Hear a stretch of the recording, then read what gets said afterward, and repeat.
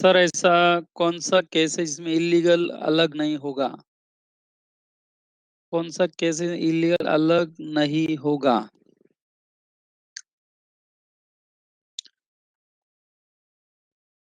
हाँ, वो मैंने अभी बताया भी था ना कि जैसे कि लमसम लमसम कंसिडरेशन में। ओके। लमसम कंसिडरेशन या लमसम ऑब्जेक्ट में मैं आपको बताता हूँ। मैं आपसे एक अच्छा काम करवा रहा हूँ और आपसे एक बुरा काम करवा रहा हूँ, एंड दोनों काम का मैं आपको एक लमसम मनी दे रहा हूँ। अब वो लमसम मनी मिलने के बाद आपको पता ही नहीं चलेगा कि लीगल काम का कितना दिया सर ने या इलीगल काम का कितना दिया। जब आप ऐसा सेपरेट कर नहीं सकते हैं, तो इसका मतलब हमारे बीच में जो कॉन्ट्रैक्ट हुआ था वो पूरा का पूरा वॉइड हो जाएगा। ओके। यही था, यही क्वेश्चन था आपका, यही डाउट था, यही था ना हाँ ओम, ठीक है। ठीक है। मतलब वही तो वो लिख रहे थे ना, अभी सेक्शन 24 में वही लिख रहे थे कि जहां पर आप सेपरेट कर सकते हो, पता चलता है क्या बाबा, लीगल काम का 15,000 एंड इलीगल काम का 10,000। जब ऐसा सेपरेशन पॉसिबल है तो आप लीगल पार्ट को वैलिड कर दो, एनफोर्सेबल हो जाएगा वो, लेकिन इलीगल पार्ट वॉइड हो जाएगा। But where separation is not possible, जिसको हम कहते हैं ना lumpsum, in that case the whole contract will be treated as void contract. Okay. और किसी को कोई कंफ्यूजन बच्चों? ठीक। बच्चों अभी आप स्क्रीन पर देख रहे हो वॉइड एग्रीमेंट्स। अब बोलते बोलते आप उसको वॉइड एग्रीमेंट्स बोलो, वॉइड कॉन्ट्रैक्ट बोलो, फिलहाल फिलहाल तो वन एंड द सेम। जबकि यूनिट नंबर 1 में हमने उसमें भी डिफरेंस अंडरस्टैंड किया था, याद करो। वॉइड एग्रीमेंट्स मतलब वॉइड अब initio. I hope you remember the point. Void agreement जब भी हम शब्द यूज करते हैं, इसका मतलब ही है कि वॉइड अब इनिशियो है। ये एग्रीमेंट्स बनते ही वॉइड हो जाते हैं। ऐसा नहीं कि ये वैलिड होते हैं पहले एंड बाद में जाके वॉइड बनते हैं। नो, ये बनते ही वॉइड हो जाते हैं। ओके, हमने ऑलरेडी पढ़ा हुआ है। तो बच्चों वॉइड एग्रीमेंट्स में हेडिंग क्या लिखा है देखो, expressly declared void agreements. So which are the expressly declared void agreements? Left hand side पे ध्यान दो, there is a revision for you. याद करो, मेड बाय इनकॉम्पिटेंट पार्टीज, याद आया? Any agreement made by incompetent parties. Who are incompetent parties? Type करो जल्दी से शॉर्टकट में। मैंने कहा ना 5 मिनट रिवीजन करते हैं बच्चों। 3 लोग बच्चों इनकॉम्पिटेंट थे। भाविका, हाँ हाँ, भाविका टाइप कर रही है अभी।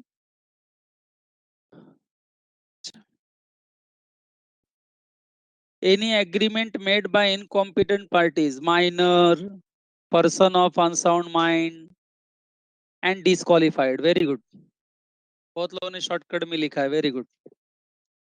तो बच्चों ये लोग जब कॉन्ट्रैक्ट करेंगे, इनकॉम्पिटेंट पार्टीज, तो सेक्शन 11 में हम इमीडिएटली कॉन्ट्रैक्ट को वॉइड बोल देते हैं। एग्रीमेंट वॉइड हो जाएगा, वॉइड अब इनिशियो। यानी ये एग्रीमेंट्स कॉन्ट्रैक्ट की शक्ल न लेते हुए बनते ही वॉइड हो जाएंगे।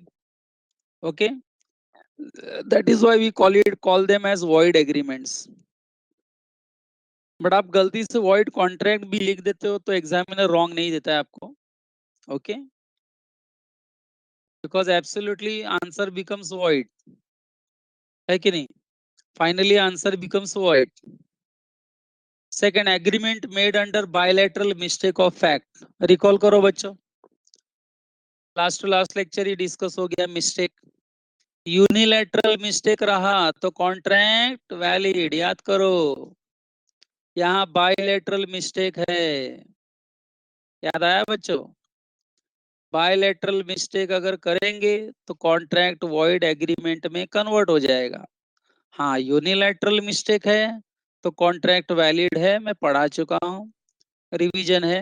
तीसरा देखो, एग्रीमेंट्स द कंसिडरेशन और object of which is unlawful, section 23। बच्चों मैंने सेक्शन 23 में क्या क्या पढ़ाया था, याद है आपको? पहले तो 7 पॉइंट सेक्शन 23 में रिकॉल करो, एंड फिर सेक्शन 23 के 7th पॉइंट में अपोज टू पब्लिक पॉलिसी में हमने 8 एग्जाम्पल्स पढ़े। I hope you remember. से 4th पॉइंट अभी अभी कवर किया, देखो, अनलॉफुल इन पार्ट, याद आया बच्चों? अनलॉफुल कंसिडरेशन इन पार्ट, अभी अभी सेक्शन 24 कंप्लीट किया हमने।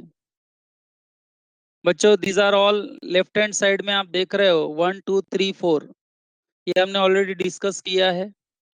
5th पॉइंट भी हमने डिस्कस किया है बच्चों, यूनिट नंबर 2 याद होगा तो, कंसिडरेशन वाले टॉपिक में, any contract made without consideration is absolutely void. याद आया बच्चों? कल एग्जाम है सबका, तो सबने रिवाइज किया होगा। Agreements made without consideration, no consideration no contract, हमने पढ़ा ही है। So any agreement made without consideration is absolutely void, वो वॉइड एग्रीमेंट में आता है। तो बच्चों लेफ्ट हैंड साइड के 5 पॉइंट्स हमने काफी डिटेल में डिस्कस किए हैं। अब आप राइट हैंड साइड में पढ़ेंगे तो 6 7 8 9 10 11, बरोबर है? इसमें से अभी हमको डिस्कशन करना है, यानी टोटल 11 सेक्शंस आप बोल सकते हो, जो सिर्फ हमें बताता है कि which are those agreements which are treated as void agreements expressly by the law, या जिसको हम कहते हैं expressly declared by the law as void agreements, void ab initio। ये 11 प्रकार के एग्रीमेंट्स बनते ही जिस पॉइंट ऑफ टाइम पर ये एग्रीमेंट बनेंगे, लॉ उसी पॉइंट ऑफ टाइम पर उसको void कर देगा, void डिक्लेयर कर देगा। तो बच्चों I think left hand side का 5 points we have covered. Now let's start with point number 6। आप वो नीचे देख रहे हो तो बच्चों 1 आपको अभी 1 2 3 फिर शुरू हो गया, देखो, that 1 is nothing but point number 6। हाँ, तो सेक्शन 26 में क्या है, देखो, agreement in restraint of marriage, restraint of marriage. बच्चों किसी भी मेजर पर्सन को, देखो हम बच्चों मैं क्या कह रहा हूं, बहुत ही इंटरेस्टिंग लगेगा आपको ये, किसी भी मेजर पर्सन को जिसने मेजॉरिटी अटेंड कर चुका है, साउंड माइंड का है एंड डिस्क्वालिफाइड नहीं है, नॉर्मली ऐसा पर्सन को आप शादी करने से रोक नहीं सकते। शादी करना, मैरिज करना, ये मैं मेरी तरफ से शब्द यूज कर रहा हूँ, ये जन्म सिद्ध अधिकार है उसका। आप किसी भी व्यक्ति को जो मेजर है उसको शादी करने से रोक नहीं सकते, या रोकने वाला कोई एग्रीमेंट नहीं कर सकते। अगर आपने ऐसा किया एग्रीमेंट, तो वो एग्रीमेंट हमारे कोर्ट में इन्फोर्स नहीं होगा, बरोबर है? आपको समझ में आ रहा है बच्चों मैं क्या कह रहा हूँ? चलो मैं आपको एक एग्जांपल देता हूँ, उसी को कहते हैं agreement in restraint of marriage. Any agreement जो किसी को मैरिज करने से रोके, रिस्ट्रेंट ऑफ मैरिज, ऐसे सारे एग्रीमेंट्स बच्चों वॉइड एग्रीमेंट्स की कैटेगरी में आ जाएंगे। ओके बच्चों, मान लो 2 मिनट के लिए, मान लो एग्जांपल है बच्चों कि मैं, मेरी शादी नहीं हुई है, शादी करने की इच्छा है मेरी, लेकिन राहुल सर आते हैं मेरे पास हैं, कहते हैं कि देखो गिरीश सर, आप मेरे साथ एग्रीमेंट करो कि पूरी जिंदगी भर बैचलर रहोगे, शादी नहीं करोगे, इसके लिए चाहिए तो मैं तुमको 25 लाख रुपया देता हूँ। मैंने कहा दे दो जल्दी से, 25 lakhs रुपीज। बच्चों हुआ क्या, राहुल सर ने मुझे 25 lakhs रुपीज दिया, एंड उसके बदले मैंने उनके साथ क्या एग्रीमेंट किया कि मैं जिंदगी भर शादी नहीं करूंगा। तो बच्चों ये जो एग्रीमेंट हुआ है, राहुल सर एंड मेरे बीच में, ये कौन सा एग्रीमेंट है? Agreement in restraint of marriage, है कि नहीं? तो बच्चों उन्होंने पैसे दे दिए 25 लाख रुपया, मैंने उनको स्टैम्प पेपर पे साइन करके दे दिया कि मैं जिंदगी भर शादी नहीं करूंगा। अब बच्चों हुआ क्या, 6 महीने बाद मैंने शादी कर ली। मैंने शादी कर ली मतलब मैंने मेरा प्रॉमिस फुलफिल नहीं किया। तो मैंने जो प्रॉमिस फुलफिल नहीं किया, क्या था प्रॉमिस? शादी नहीं करूंगा जिंदगी भर। आप बताओ राहुल सर मेरे ऊपर केस कर सकते हैं क्या? वो मेरे ऊपर केस कर सकते हैं कि तुमने मुझे वादा किया था कि शादी करोगे नहीं जिंदगी भर, उसके लिए 25 लाख रुपए भी लिए तुमने, तो अभी कैसे शादी किया तुमने? शादी तोड़ दो, ऐसा चलेगा क्या? नहीं। क्यों नहीं चलेगा? क्योंकि ऐसे प्रकार के एग्रीमेंट जो होते हैं ना बच्चों, जो किसी को शादी करने से रोकता है ना, उसका ये फंडामेंटल राइट है एक प्रकार से। उसको करने से जब वो रोकता है तो ये सारे एग्रीमेंट्स लॉ के नजरों में वॉइड है। ओके। हाँ बच्चों, एक काम यहाँ हो सकता है, there is one exceptional case here, इसलिए आपको पता होगा मैं बार बार मेजर वर्ड यूज कर रहा था। किसी भी माइनर को शादी करने से रोका जा सकता है। आई रिपीट द वर्ड, माँ बाप आपको किसी से शादी करने के लिए रोक सकते हैं because you are minor.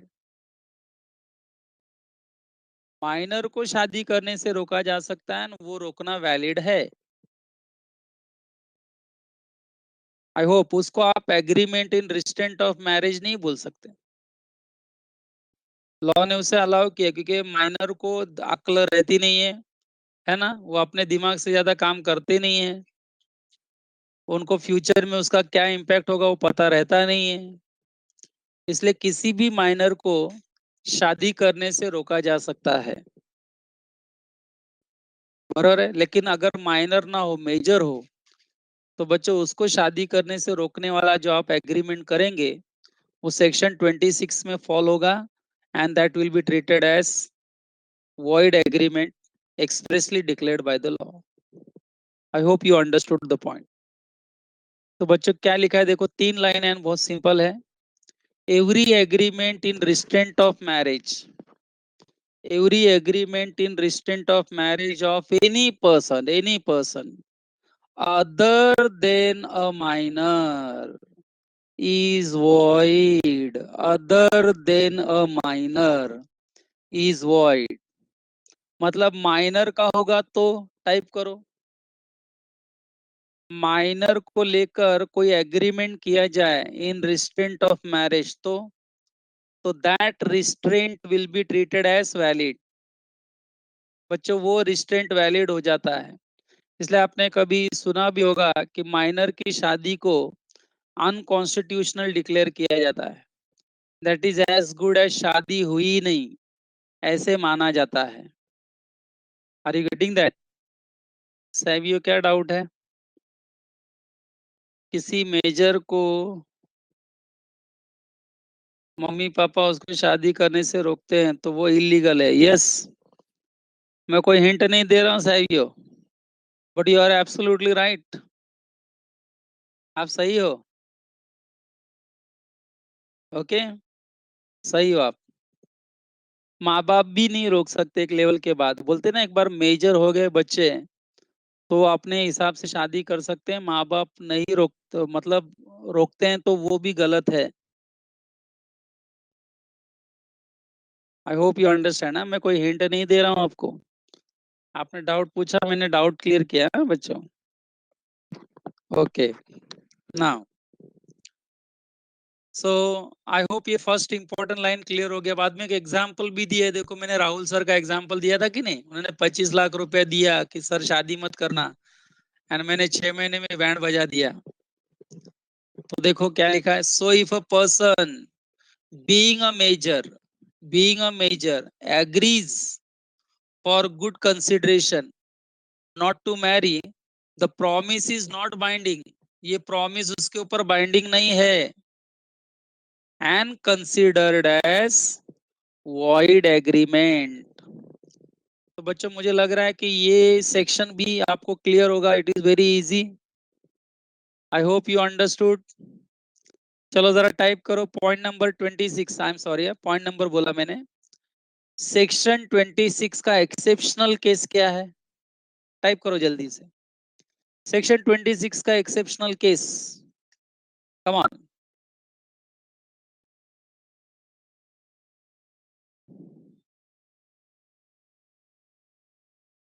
Section 26 का एक्सेप्शनल केस, माइनर की शादी।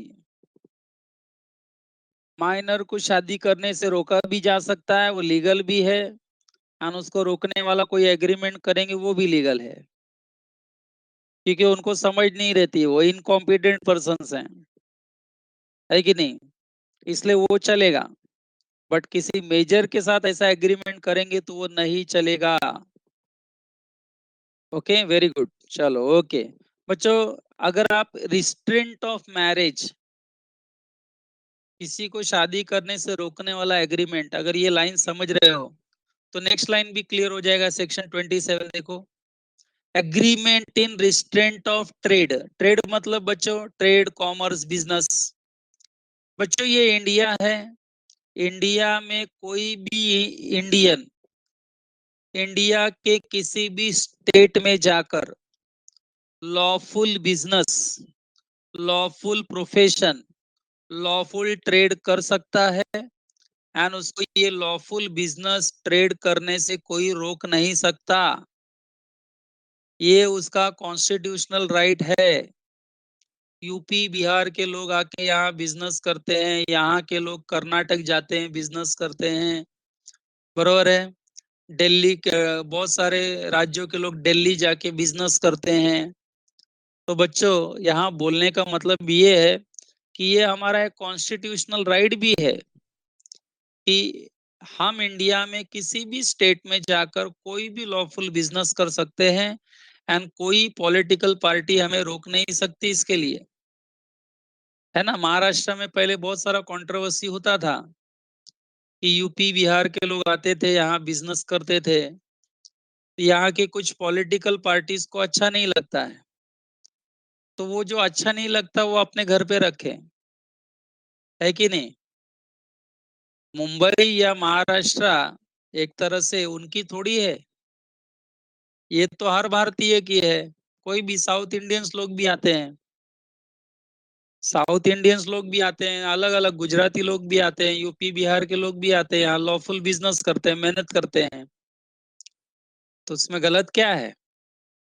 लेकिन कुछ पॉलिटिकल पार्टीज, बच्चों थोड़ा 2 मिनट एक्स्ट्रा डिस्कस कर रहा हूँ, क्या है कि आपने दुकान चलाने के लिए ऐसा कभी कभी इश्यूज उठाते हैं, सो उससे कोई मतलब नहीं है, बराबर बच्चों। कोई भी कहीं पर भी जाके लॉफुल बिजनेस कर सकता है। अब मेरा प्रश्न ये है कि किसी को अगर लॉफुल बिजनेस करने से रोका जाए या रोकने वाला एग्रीमेंट किया जाए, तो आपको क्या लगता है कितने हद तक ये एग्रीमेंट सही है कि गलत है? समझ लो, हम लोग डिस्कस कर रहे हैं आपस में, गलत है कि नहीं। कोई लॉफुल बिजनेस कर रहा है तो उसको हम रोक कैसे सकते हैं? अब देखो ना, जैसे कि अभी आप क्लासेस का ही ले लो, अभी अपना A1 क्लासेस सबसे पुराना क्लासेस है बच्चों, वो तो था ही। अभी और भी दुनिया भर के क्लासेस आ गए हैं, तो हम लोग थोड़ी रोक सकते हैं उनको, है कि नहीं। सबको लॉफुल बिजनेस करने का हक है, तो हम उसको रोक नहीं सकते ऐसा। एंड अगर ऐसा रोकने वाला हम कोई एग्रीमेंट करते भी हैं, तो बच्चों ये एग्रीमेंट लॉ के नजरों में सही नहीं है, वॉइड हो जाएगा, गलत हो जाएगा। ऐसा आप मान लो, एक एग्जांपल मैं देता हूँ बच्चों। मान लो कि जैसे कि अपना A1 क्लासेस है, ठीक है। अब इसमें A1 क्लासेस में बच्चों मैं लास्ट 20 ईयर्स से मैं पढ़ा रहा हूँ। हमारे जो प्रिंसिपल सर है दोषी सर के साथ मैं लास्ट 20 ईयर्स से यहाँ A1 क्लासेस में मैं पढ़ा रहा हूँ। अब बच्चों मैंने भी सोचा कि 20 साल अभी मैंने पढ़ा लिया, मुझे एक्सपीरियंस अच्छा हो गया, अब मैं A2 क्लासेस डाल देता हूँ। अब A1 क्लासेस है तो मैं A2 क्लासेस डाल देता हूँ, A2। बाजू की बिल्डिंग में A2 क्लासेस डाल दूंगा। चलो मैं भी क्लासेस शुरू करता हूँ। तो कुछ गलत है क्या? चलो आर्ग्यूमेंट करो आप मेरे से।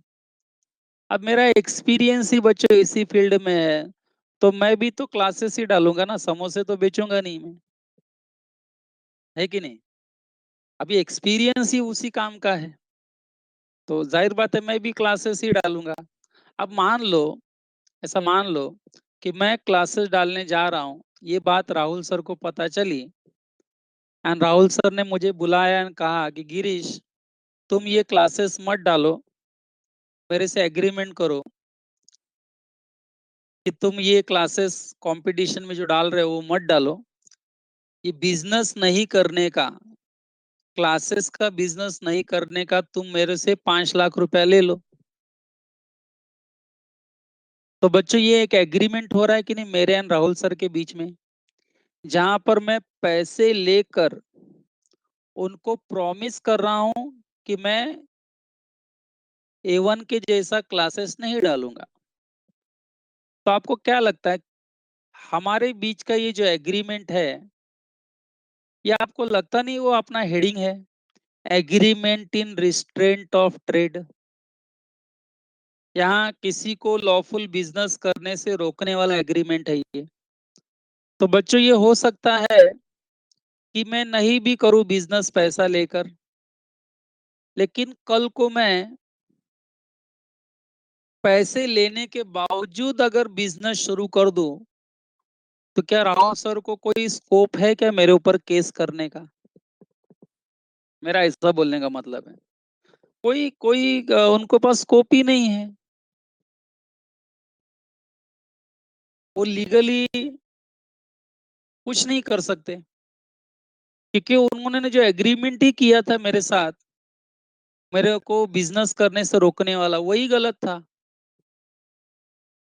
इसलिए बच्चों कोई भी एग्रीमेंट जो दो लोगों के बीच में होता है, जहाँ पे एक व्यक्ति दूसरे व्यक्ति को कोई लॉफुल बिजनेस या प्रोफेशन एक्सरसाइज करने से रोकता है, तो बच्चों वो उतना जो एग्रीमेंट हुआ है रोकने वाला, उतना एग्रीमेंट वॉइड कंसिडर किया जाएगा। ओके। बट बच्चे यहाँ मैं रीड करने से पहले कोई डिस्कशन करूंगा, बट ये जो agreement in restraint of trade है सेक्शन 27, इसके कम से कम 2 से 3 एक्सेप्शनल केस भी हैं। अब बच्चों जब मैंने कहा 2 से 3 एक्सेप्शनल केस है, तो आप अभी जरा टाइप करो शॉर्टकट में, when I use the word there are certain exceptions to this rule, that means मैं अभी 2-3 एग्जांपल्स आपके सामने वो डिस्कस करूंगा, जहां पर आप देखेंगे कि एक पर्सन दूसरे पर्सन के ऊपर रेस्ट्रिक्शन डाल रहा है। रिस्ट्रेंड मतलब क्या? रेस्ट्रिक्ट करना, किसी को लॉफुल बिजनेस करने के लिए रेस्ट्रिक्शन डाल रहा है, एंड वो रेस्ट्रिक्शन टाइप करो क्या होगा? जब मैंने एक्सेप्शनल बोला मतलब वो रेस्ट्रिक्शंस जो अभी डाले जाएंगे वो क्या होंगे? वैलिड। मतलब आपको ये agreement in restraint of trade ही नजर आएगा, लेकिन because they are exceptions the answer will be reverse. अब आंसर वॉइड बोलने के बजाय आप क्या कहोगे? वैलिड। तो बच्चों ऐसे कौन से केसेस हैं जहां पे रेस्ट्रिक्शंस अगर सामने वाला डालता है एंड वो रेस्ट्रिक्शंस वैलिड ही होंगे? ये इसमें सबसे फर्स्ट एग्जांपल जो हम डिस्कस करेंगे, जिसके लिए मुझे लगता है कि आपका पार्टनरशिप फाइनल अकाउंट, आपका इवन OCM का, आपका पार्टनरशिप का थोड़ा नॉलेज, एंड प्लस हम लोग आएंगे जो पार्टनरशिप एक्ट पढ़ने वाले आगे के लेक्चर्स में, ये सब आपको हेल्प करेगा। आपने थोड़ा बहुत आइडिया लिया होगा। ओके। जैसे latest take first example on goodwill. जो गुडविल समझते हो ना सब लोग? गुडविल पूरा बिजनेस सेटअप बेच देना with customer base, customer base के साथ अपना पूरा बिजनेस किसी को सेल कर देना, लाखों करोड़ों रुपया लेकर, उसको कहते हैं गुडविल सेल करना। बच्चों मान लो, देखो ध्यान से सुनो अभी। हाँ, एग्जाम्पल है बच्चों। जैसा A1, अपना जो A1 क्लासेस है बच्चों, उसको अप्रोक्सीमेटली 30 इयर्स हो गया, मोर देन 30 इयर्स। जब वसई में कोई क्लासेस नहीं था तब A1 था। तो बच्चों ये जो A1 क्लासेस है अभी, इनका गुडविल अच्छा है मार्केट में, बहुत गुडविल मतलब सही जा रहा है इनका। एडमिशन्स हैं, बहुत सारे बच्चे आते हैं हमारे यहाँ पर। तो बच्चों ये जो गुडविल है, नाम से क्लासेस चलता है, करोड़ों का फायदा होता है, लाखों रुपए का फायदा होता है यहाँ पर। तो बच्चों ये जो गुडविल है, मान लो ये हमारे जो प्रिंसिपल सर है, दोषी सर, इनका है ये बिजनेस। तो दोषी सर ने क्या सोचा है कि अब मैं अभी आराम करूंगा, बहुत साल से मैंने क्लासेस चलाया, अब मैं मेरा पूरा A1 क्लासेस का जो बिजनेस है गुडविल, क्लासरूम के साथ साथ पूरा जो कस्टमर बेस है उनका, वो पूरा मैं गुडविल 5 करोड़ रुपए में किसी को सेल कर दूंगा। एंड मान लो बच्चों उनसे मिस्टर XYZ नाम के पर्सन ने गुडविल खरीद लिया। अब मेरे इस एग्जांपल में बताओ, who is the seller of goodwill? हमारे प्रिंसिपल सर, दोषी सर, है कि नहीं? दोषी सर हमारे वो सेलर हो गए गुडविल के। बायर कौन हो गया बच्चों? बायर कौन हो गया गुडविल का? बायर कौन हो गया? XYZ। ओके बच्चों, आप सुन रहे हो लेक्चर को ठीक से? तो XYZ सही है। तो बच्चों यहाँ पर XYZ नाम का व्यक्ति 5 करोड़ रुपया देगा दोषी सर को, एंड गुडविल परचेस करेगा। तो आपको लगता नहीं 5 करोड़ रुपया देने वाला व्यक्ति दोषी सर के ऊपर रिस्ट्रेंट डाल सकता है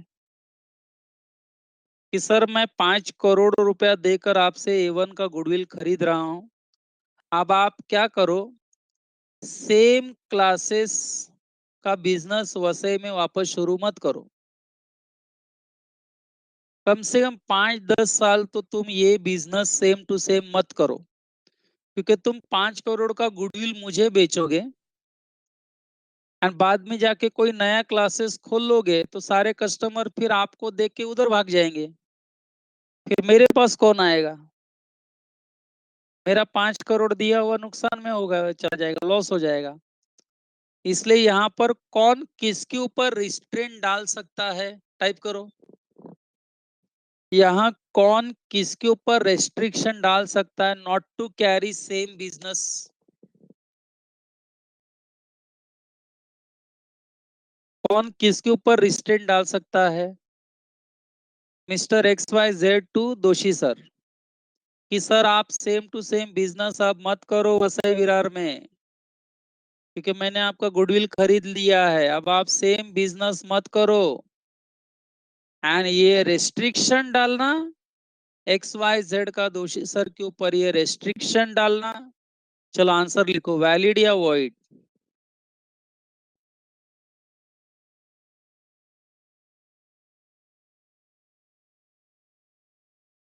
वैलिड या वॉइड? वैलिड हो जाएगा बच्चों, perfect, because we are discussing exceptional cases now. तो बच्चों एक्सेप्शनल केस में एक्सेप्शन नंबर 1 रिकॉल करो, याद रखो कि buyer of goodwill can put restriction on seller of goodwill not to carry same business in the same area for particular number of years. I hope you got my point. बच्चों ऐसे ही हम second exception की बात करें, exception number 2, second exception की बात करें, तो बच्चों सेकेंड एक्सेप्शन हमारे पार्टनरशिप फर्म से रिलेटेड है।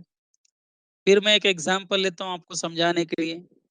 बच्चों मान लो A1 अपना जो क्लासेस है, इसमें दोषी सर, राहुल सर, बराबर है, Mayur sir, Disa sir, Vikas sir, Girish sir, हम 6 लोग पार्टनर हैं। We all are partners. Last 20 years से हम लोग ये पार्टनरशिप फर्म चला रहे हैं जिसका नाम है A1। Are you getting my example? बच्चों 20 years बिजनेस करने के बाद अब मयूर सर नाम के जो पार्टनर हैं वो क्या कह रहे हैं कि मैं अब रिटायरमेंट ले लूंगा। तो आपने पार्टनरशिप फाइनल अकाउंट में पढ़ा होगा या पार्टनरशिप इसमें अकाउंट्स में रिटायरमेंट ऑफ पार्टनर। तो एक पार्टनर रिटायरमेंट लेना चाहता है, मयूर सर रिटायरमेंट लेना चाहते हैं, यानी अब वो फर्म छोड़ के जाना चाहते हैं। तो बच्चों मयूर सर जब पार्टनरशिप फर्म से रिटायर होंगे उस वक्त मयूर सर के ऊपर बाकी remaining partners, I repeat, Mayur sir के ऊपर क्या बोलो, बाकी remaining partners same to same business करने से रोकने वाला एग्रीमेंट कर सकते हैं। बराबर है?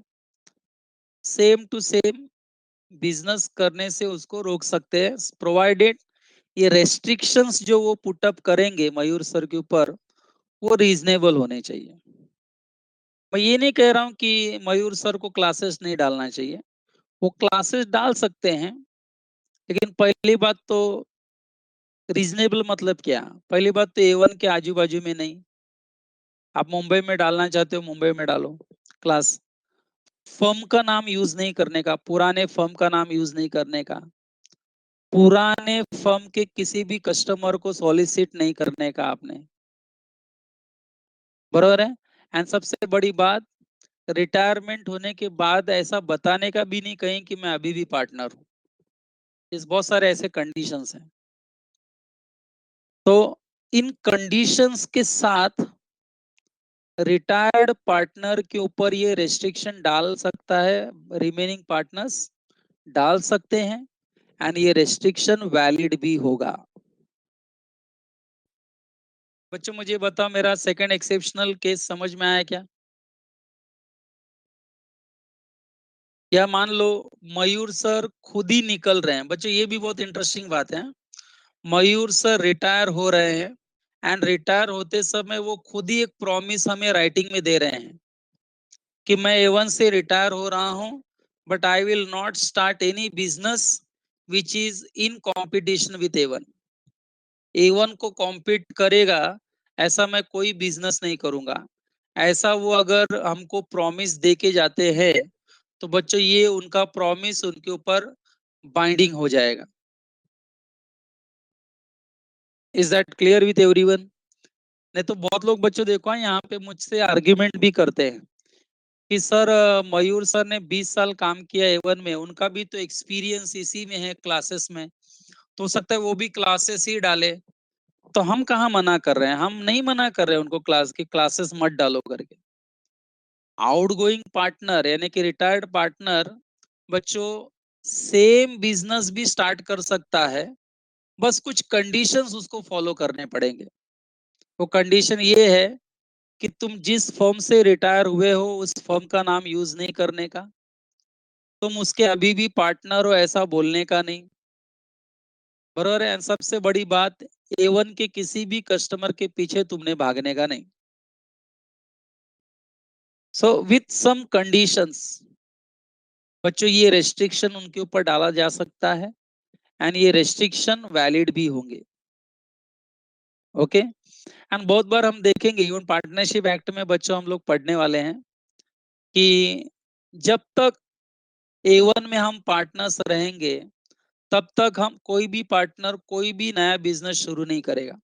हम 6 पार्टनर्स लोगों ने आपस में एग्रीमेंट किया कि हम जब तक A1 के पार्टनर बने रहेंगे तब तक हम कोई और नया बिजनेस शुरू ही नहीं करेंगे।